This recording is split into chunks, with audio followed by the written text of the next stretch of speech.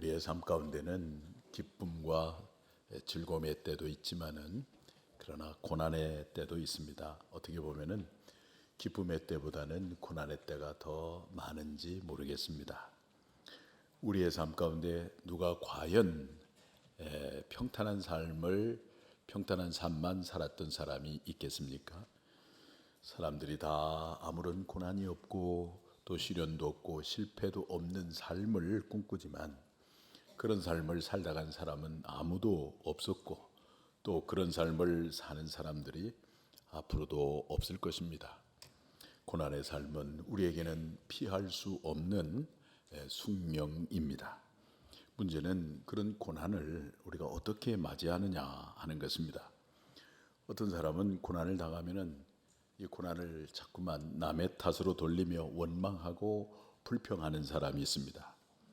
그런가 하면 어떤 분들은 고난을 만나면 자꾸만 자신을 자학하고 삶의 희망을 포기해 버리는 사람도 있습니다. 그러나 그러한 고난에 마주하는 자세는 올바른 자세가 아닙니다. 고난에 대한 가장 성숙한 삶의 자세는 고난을 통해서 자신을 돌아보는 것입니다. 고난을 통해서 자신을 돌아보고 자신을 성찰할 때 진정한 자기 자신을 발견하며 더욱더 성숙에 이르게 되는 것입니다. 고난을 통해서 자신을 돌아보며 자신을 발견할 때 고난이라고 하는 것은 그저 아픔만이 아니라 성숙과 축복을 위한 하나님의 도구였음을 발견하게 되는 것입니다. 그런데 이렇게 고난 가운데 자신을 돌아보게 하고 자신을 성찰하여 진정한 자신을 발견하게 하는 것이 무엇이겠습니까? 바로 하나님 앞에 직면해 보는 것입니다. 하나님 앞에 우리가 서보는 거예요. 인간은 하나님 앞에 서보기 전에는 아무도 정확한 자기 자신을 알 수가 없습니다. 내 자신을 알기를 원한다면 나를 만드신 분, 나를 나보다 더 잘하시는 하나님, 그 하나님 앞에 서보는 것입니다. 하나님을 아는 것이 곧 나를 아는 것입니다. 그래서 인간학은 곧 신학이라고 말을 하곤 합니다. 오늘 본문의 시인도 감당하기 어려운 고난 가운데 있습니다. 그가 당한 고난이 무엇인지를 구체적으로 알 수는 없습니다만은 그가 절규하듯이 토해내는 그의 고백을 들어보면 이 시인은 말할 수 없는 고통과 아픔 속에 있는 것임을 알게 됩니다. 그런데 시인은 이 고난을 인하여 누군가를 원망하지도 아니하고 또 그렇다고 자신을 자학하지도 않고 그 고난의 아픔과 고난이 주는 절망과 또 고난이 주는 이 고독을 그대로 하나님 앞에 가지고 나왔습니다. 참으로 다행스러운 장면이 아닐 수가 없습니다. 특별히 시인이 겪는 이 고난은 잠깐의 고난이 아니었습니다. 바벨론의 70년의 긴 세월 동안 이스라엘 전체가 포로 가운데 있으면서 당하는 고통이었습니다. 하나님께서 택한 백성들이었는데 그들에게 있어서 하나님은 긴 세월 동안 고통 가운데 방치하고 있는 듯한 하나님이었습니다. 그런 동안 하나님의 사랑을 잊어버린 지 오래되었고 또 하나님의 임재를 경험한 지가 수십 년이 흘렀습니다. 그렇다면 하나님이 정말 계시다고 하는 말인가? 하나님이 살아계신 하나님이라고 하는 말인가? 그 하나님이 우리를 진정 사랑하는 하나님이라고 하는 말인가? 얼마든지 이렇게 생각할 수 있었을 텐데 시인은 그 모든 고난이 주는 아픔과 절망감 그리고 쓰디쓴 고독을 그저 하나님 앞에 가지고 나왔습니다. 그러면서 당당하게 청원을 합니다. 여기서 우리는 시인의 기도를 통해서 우리의 기도를 돌아봅니다. 고난 속에서 우리의 기도는 어떤 기도여야 하는가? 고난 속에서 우리의 기도는 첫째는 감정을 숨기지 않고 토로하는 기도여야 합니다. 오늘 2절 말씀을 다 같이 한번 보겠습니다. 시작. 나의 괴로운 날에 주의 얼굴을 내게서 숨기지 마소서. 주의 귀를 내게 기울이사 내가 부르짖는 날에 속히 내게 응답하소서. 괴로운 날에 숨기지 마소서. 이 말은 하나님 왜 나의 고통을 외면하십니까? 그런 말이죠. 내가 부르짖는 날 속히 내게 응답하소서. 이 말은 하나님 왜 내 기도를 외면하십니까? 그런 말이에요. 하나님께 지금 자신의 상한 감정을 토로하면서 항변하고 있는 것입니다. 시인의 기도는 그저 기도를 위한 기도가 아닙니다. 기도가 진솔하고 진실합니다. 우리가 시편을 읽다 보면은 이런 시들을 많이 접할 수가 있습니다. 그런데 이런 기도가 정말로 오늘 우리가 본받아야 할 기도인 것입니다. 어떤 사람은 기도의 시간을 가져보지만 그럼에도 불구하고 전혀 하나님의 임재를 경험하지 못합니다. 응답을 경험하지 못하는 사람도 있습니다.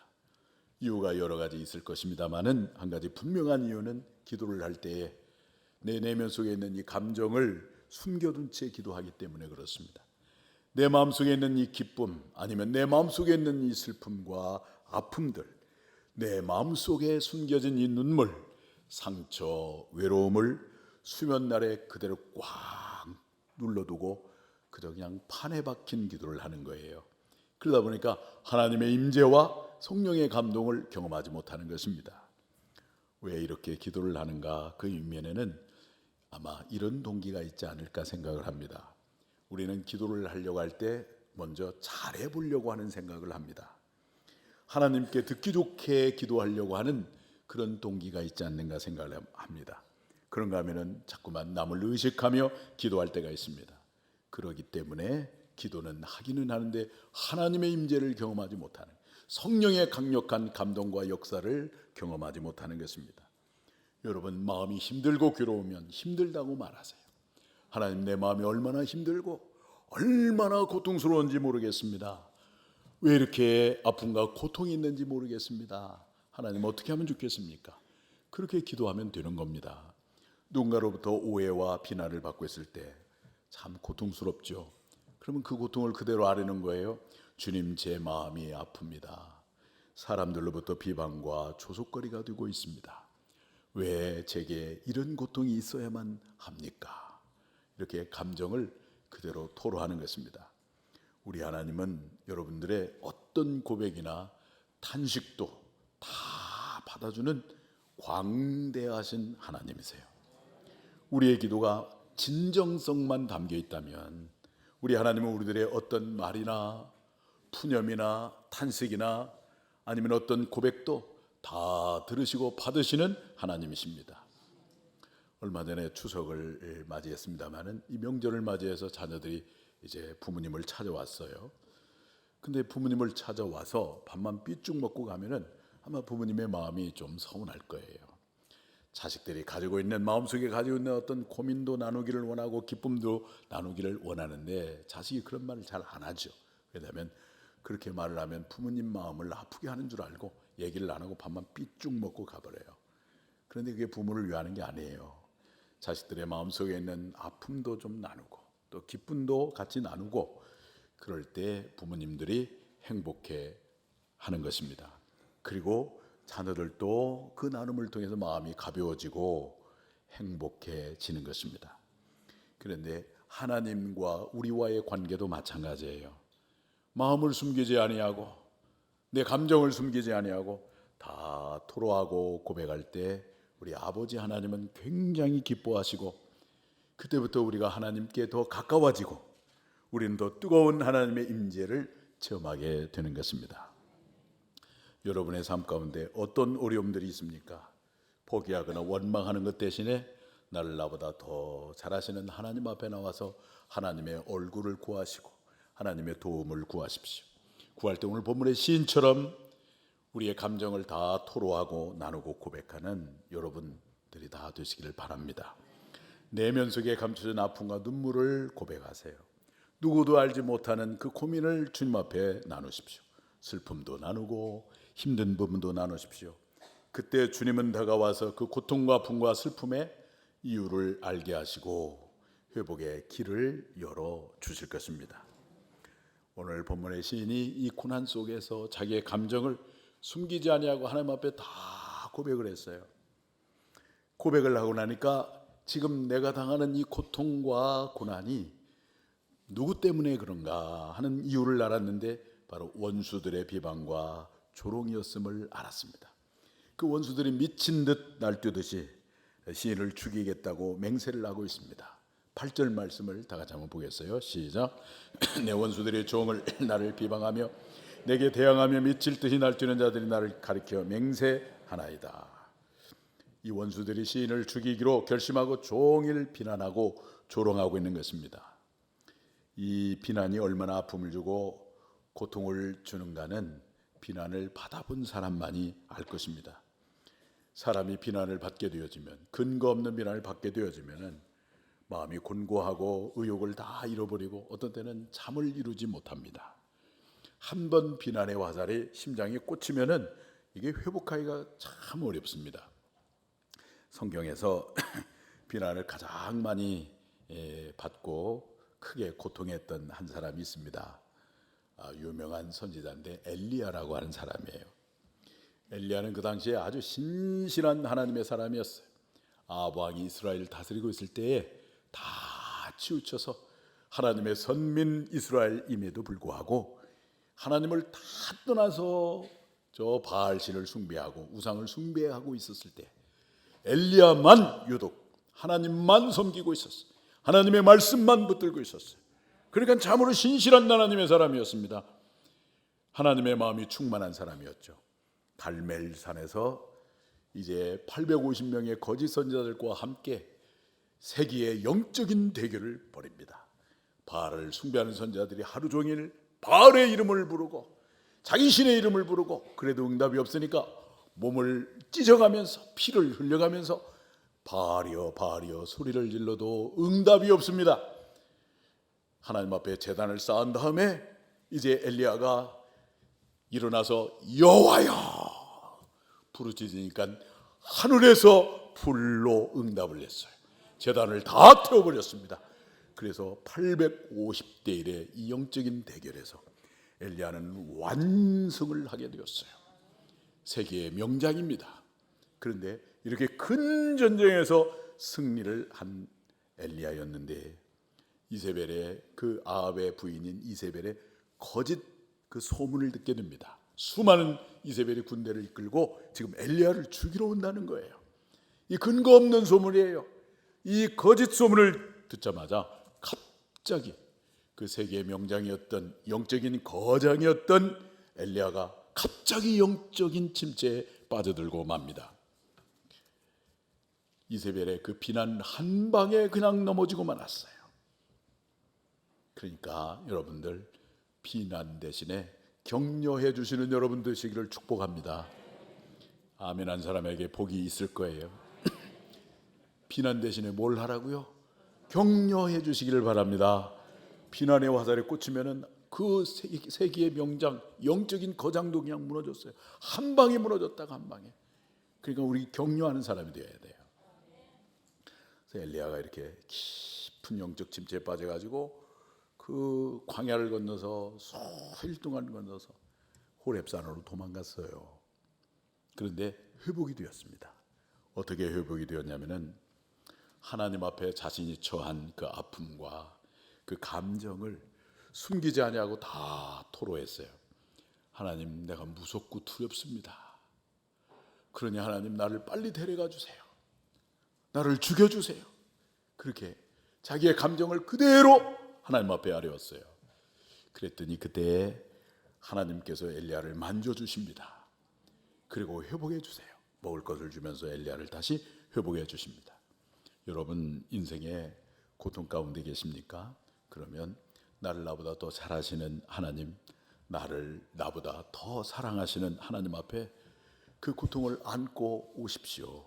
그리고 그대로 그 고통과 아픔과 상처와 고독과 외로움을 그냥 아뢰세요. 그러면 주님께서 반드시 여러분을 찾아오실 것입니다. 그리고 여러분의 상한 마음을 만져주시고 회복해 주실 것입니다. 고난 속에서 우리의 기도는 어떤 기도여야 하는가? 첫째는 감정을 숨기지 않고 토로하는 기도여야 합니다. 둘째는 자신의 죄를 인정하고 회개하는 기도여야 합니다. 시인은 처음에 자신의 감정을 있는 그대로 토로할 때에 원수들 때문에 고통받고 있다고 하는 사실을 알았습니다. 그런데 더 깊이 하고 더 하나님 앞에 머물러 있다 보니까 자기가 까맣게 몰랐던 한 가지 귀중한 사실을 깨달았어요. 원수들의 조롱과 핍박의 원인은 바로 나의 죄, 그리고 우리 동족의 죄 때문이라고 하는 사실을 깨닫게 되었습니다. 그러면서 그 고난 속에서 시인이 기도하다가 자신의 죄를 회개하는 거예요. 오늘 10절 말씀을 한번 보겠어요. 시작. 주의 분노와 진노로 말미암음이라 주께서 나를 들어서 던지셨나이다. 연기 같고 풀 같은 인생인데 영원하신 하나님 앞에서 자신도 모르게 교만해져서 마치 내 자신이 하나님인 것처럼 살았던 그 죄 때문에 하나님은 그들을 사랑하시지만 그러나 그들에게 공의의 심판을 행하시는 것임을 시인이 깨닫게 된 것입니다. 시인이 당하는 고난과 분과 절망과 고독을 하나님께 가지고 와 토로하며 기도하였을 때 시인이 비로소 이 고통의 진정한 이유를 깨닫게 된 거예요. 이 고통은 그 외부적인 환경 때문에 오는 것도 아니고 다른 사람 때문에 오는 것이 아니라 바로 나의 죄 때문이구나 하는 것을 알았어요. 하나님을 섬겨야 할 하나님의 백성이 하나님 대신에 내 자아를 추구하고 우상을 숭배하고 오만방자하게 살았던 바로 자기 자신의 그 죄 때문에 지금 우리가 당하는 이 고난이 바로 하나님의 공의의 심판이었구나, 그걸 깨달았어요. 여러분, 우리가 기도하면서 점점 더 주님 앞에 머물면 머물수록 여러분 안에 계시는 성령님께서 역사하시고 조명해 주셔서 내가 까맣게 잊어버린 내 속에 숨겨진 그 죄악을 보게 하실 때가 있어요. 그래서 이 성자라고 일컬음을 받은 사람들, 가장 피조물 가운데 예수님을 닮았다고 인정을 받는 사도 바울, 그는 주님 나라에 가까이 가면 갈수록, 순교의 날이 다가오면 갈수록 더 자기의 죄를 고백하고 있어요. 나는 죄인 중에 괴수로다. 나는 날마다 죽노라. 그렇게 고백하잖아요. 객관적으로 바울을 보면은 바울이 무슨 죄가 있습니까? 그런데 더 깊이 기도하면서 하나님 앞에 직면하고 있으니까 성령님께서 조명해 주셔서 자기가 알지 못했던 숨겨진 그런 죄악을 보게 하고 그것을 하나님 앞에 고백을 하는 거예요. 그러면서 바울은 점점 주님을 더 닮아가는 거예요. 더 성화되어져 가는 거예요. 유명한 구약의 우리 지도자 중에 느헤미야라고 하는 사람이 있어요. 느헤미야는 포로민 3세 정도 되는 사람이에요. 그러니까 아무 걱정 없이 포로민이었지만 그 이방에서 높은 관직을 가지고서 아무 걱정 없이 편안하게 살던 사람이었는데 오늘날 친족이 들려준 소식을 들으니까 자기 조국이 다 황폐해지고 예루살렘 성벽은 무너지고 풀이 무성해지고 이런 소식을 듣고 너무 마음이 아팠습니다. 그렇게 된 그 결과에 대한 원인은 느헤미야가 아닙니다. 자기 조상들의 죄 때문에 그런 심판이 있는 것이었습니다. 그런데 그럼에도 불구하고 느헤미야는 그 소식을 듣자마자 수일 동안 울면서 하나님 앞에 금식하면서 부르짖으면서 회개 기도를 하는 거예요. 나의 죄 때문에 그렇다고. 그런 느헤미야를 통해서 하나님이 이스라엘을 회복해 주는 것을 우리가 보고 있지 않습니까? 고난 가운데서 나의 죄를 인정하고 그것을 주님께 고백하는 거 아마 쉽지 않을 것입니다. 그러나 오늘 시인처럼 그 고난과 아픔의 이유가 바로 나의 죄 때문에, 내가 주인 노릇하고 내가 하나님 노릇하는 그 죄 때문임을 알고 고백할 때 회복의 은혜가 임하게 될 것입니다. 우리나라에 1907년도에 평양 대부흥운동이 일어났거든요. 이 부흥운동이 원산, 함흥, 또 평양, 서울, 개성 이런 쪽으로 막 번지기 시작해갖고 전국적으로 이 부흥의 불길이 번졌어요. 거기에 여러 가지 요인이 있어요. 길선주 장로님의 그 공개적인 죄의 자백도 있고, 또 그분들이 사람들 모아가지고 새벽마다, 그때는 새벽 기도가 없었거든요. 근데 길선주 장로님이 처음에 새벽 기도를 했어요. 근데 새벽 기도를 했는데 소문을 안 냈는데도 이 소문이 나가지고 사람들이 얘기하는 거예요. 장로님께 새벽 기도를 우리도 하고 싶은데 교회에 종을 좀 쳐주시면 좋겠습니다. 그래서 교회에 종을 치니까 저기 사람들이 예배당에 와서 새벽 기도를 하기 시작했어요. 그것이 부흥의 하나의 그 불길을 당기는 요인이 되었습니다. 그런데 또 하나의 요인이 있는데, 그 하디 선교사라고 우리 한국의 의료 선교사로 오신 그 하디 선교사의 공개적인 죄의 고백으로 말미암아 부흥의 불길이 활활 이렇게 번져가게 되었습니다. 어느 날 이 하디 선교사가 그 지표에 하나님의 말씀을 전해달라고 하는 이 강의 부탁을 받고 이제 이 강의를 위해서 준비 기도를 하고 있는데, 준비 기도를 하기 전에는 자기 마음속에 이런 마음이 있었습니다. 내가 그래도 저 캐나다의 토론토 명문대학을 나왔고 의사로서 그 화려한 직업을 내가 버리고 그리고 먼 이국 땅 이 한국에 와서 이렇게 선교사로서의 삶을 사는 것 대단한 것이 아닌가, 이런 자의식으로 가득 차 있었는데, 이제 말씀 강의를 위해서 기도를 하다 보니까 성령님께서, 그의 마음속에 역사하시는 성령님께서 그를 조명해 주시니까 그의 마음속에 숨겨진 영적인 교만을 보게 하신 거예요. 그래서 그것을 여러 선교사님들 앞에서, 성도들 앞에서 공개적으로 자백을 했는데, 이 4가지 자백을 했습니다. 이분은 토론토 대학 의과대학을 졸업하고 한국에 입국을 했는데, 이분의 내면 속에 첫째는 학력에 대한 교만함이 있는 것을 깨닫게 해주셨어요. 나는 학력에 대한 교만함이 있습니다. 두 번째는 의사라고 하는 직업에 대한 교만함이 있음을 깨닫게 해주셨어요. 우월감을 가지고 살았어요. 그걸 고백합니다. 세 번째는 영국 시민이라고 하는 백인 우월주의, 그리고 한국인에 대한 편견과 자기도 모르게 인종차별이 깊숙이 자리잡고 있었음을 깨닫고 기도를 하는 동안에 내내 울면서 진심으로 이 죄를 고백하고 토로할 때에 거기 이 고백을 들었던 선교사님들과 그 성도들이 같이 엉엉 울고 같이 회개하고 그러면서 강력한 성령의 역사가 임함으로 이 부흥의 불길이 번져가게 되었다고 하는 것입니다. 고난 속에서 나의 죄를 발견하는 것 쉽지 않을 것입니다. 그러나 그럼에도 불구하고 우리가 주님 앞에 더 깊이 머물 때에 여러분 안에 역사하시는 성령님께서 자신의 죄를 보게 할 것입니다. 그때 그 죄를 정직하게 인정하고 회개할 수만 있다면 오늘 여러분의 심령에 놀라운 영적인 부흥이 임하게 될 것이고 하나님의 뜨거운 임재가 임하게 될 것입니다. 고난 속에서 우리의 기도는 어떤 기도여야 하는가? 첫째, 감정을 숨기지 않고 토로하는 기도여야 합니다. 둘째, 자신의 죄를 인정하고 회개하는 기도여야 합니다. 셋째, 하나님의 관점을 보는 기도여야 합니다. 오늘 읽었던 말씀 10절 말씀 다시 한번 보겠습니다. 10절 시작. 주의 분노와 진노로 말미암음이라 주께서 나를 들어서 던지셨나이다. 시인은 기도를 깊이 하다 보니까 지금의 이 고통의 의미를 주변 사람들, 주변 강대국들의 관점에서가 아니라 이제 하나님의 관점에서 보게 되었어요. 하나님 앞에서 보니까 이것이 바벨론 강탈 이전에 하나님의 진노였구나, 우리 죄를 인하여 행하시는 하나님의 공의로우신 심판이었구나 하는 것을 인정하게 되었습니다.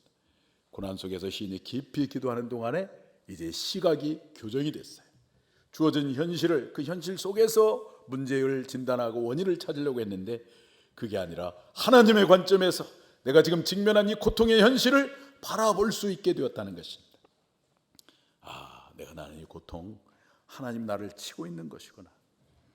이 쓰디쓴 포로 생활, 공의로우신 하나님의 심판이었구나, 그렇게 본 거예요.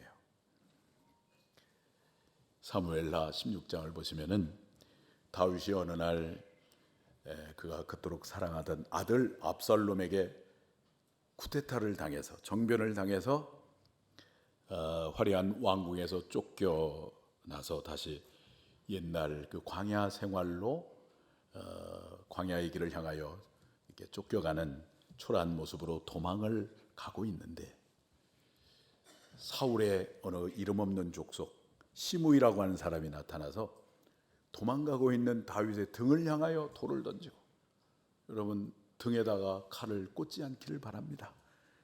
아무도 이 의미 있는 말을 못 알아들으시는데, 싸우려면 눈을 보고 싸워야지 도망가는 등에다가 칼을 꽂으면 비겁한 사람이잖아요. 그 시므이가 그런 거예요. 다윗이 도망가니까 도망가는 다윗의 그 등을 향해서 막 욕을 퍼붓고 돌을 던지고 막 저주를 퍼붓습니다. 이 살인마 폭력배 같은 다윗이여 썩 꺼져버려. 그렇게 저주를 퍼부어요. 이 말을 가만히 듣던 사울의 이 군대 장군이었던 아비새가 막 분연히 일어나서 얘기를 합니다. 사무엘하 16장 9절인데 한번 읽어볼까요? 시작. 이 죽은 개가 어찌 내 왕을 저주하리까? 청하건대 내가 건너가서 그의 머리를 베게 하소서. 쉬운 말로 말하면 무슨 말이냐면은 왕이시여, 저로 하여금 저 썩은 개 같은 이 시므이를 죽이게 하여 주옵소서. 왕에게 저렇게 할 수는 없습니다, 그 말이에요. 그런데 이때 다윗이 전혀 예상 밖의 말을 합니다. 사무엘하 16장 10절과 11절인데 한번 읽어보겠어요. 시작. 그가 저주하는 것은 여호와께서 그에게 다윗을 저주하라 하시니 네가 어찌 그리하였느냐? 할 자가 누구겠느냐? 그러면서 내 몸에서 난 아들도 내 생명을 헤아려 하거든 하물며 이 베냐민 사람이랴 여호와께서 명령하신 것이니 그가 저주하게 버려두라. 내 몸에서 난 아들도 나를 죽이려고 하는데 베냐민 사람인데 그것보다 더 큰 것을 못하겠느냐? 그냥 가만둬라. 시므이가 저주하는 것은 하나님이 그 시므이라는 사람을 통해서 지금 나를 저주하고 책망하는 것이란다. 이렇게 다윗이 말을 하면서 만류를 하고 있어요. 다윗이 화려한 왕궁에 있을 때는 자기 자신으로 충만했어요. 하나님 앞에 있다는 신전의식을 까맣게 잊어버렸어요. 하나님께서 그동안 기가 막히게 그 광야의 삶 속에서 그를 지켜주시고 보호해 주시고 했던 그 하나님의 그 긍휼과 자비함과 그 관대한 마음이 다 없어졌습니다.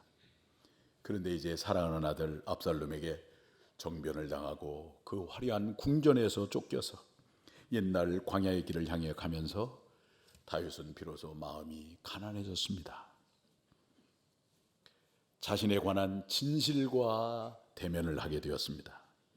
다윗은 쫓기는 고난 속에서 하나님의 관점으로 자신의 상황을 보게 되었습니다. 나를 욕하고 저주하는 시므이, 그가 못된 사람이 아니라 그것은 하나님께서 저 사람을 통해서 나를 책망하는 것이라고 그렇게 말을 하면서 하나님의 관점으로 보았어요. 이제 다윗은 화려한 왕궁에 앉아있는 왕이 아니라 자기가 죄인이라는 사실을 깨달았어요. 압살롬에 대한 원망이 나오는 게 아닙니다. 알고 보니까 압살롬이 왜 저러는가를 알았어요. 압살롬이 이제 자기 형제를 죽인 까닭에 외갓집으로 도망갔거든요. 망명을 갔거든요. 그리고 세월이 흐른 다음에 다윗이 압살롬을 예루살렘으로 불렀습니다. 다윗궁으로 불렀습니다. 그런데 완전한 용서가 아니에요. 제한적인 용서예요. 다윗궁으로 부르기는 부르는데 한 번도 밥을 같이 먹지를 않아요. 사법적으로는 그를 해방시켜 준지를 모르지만 여전히 이 얽어매고 있었어요.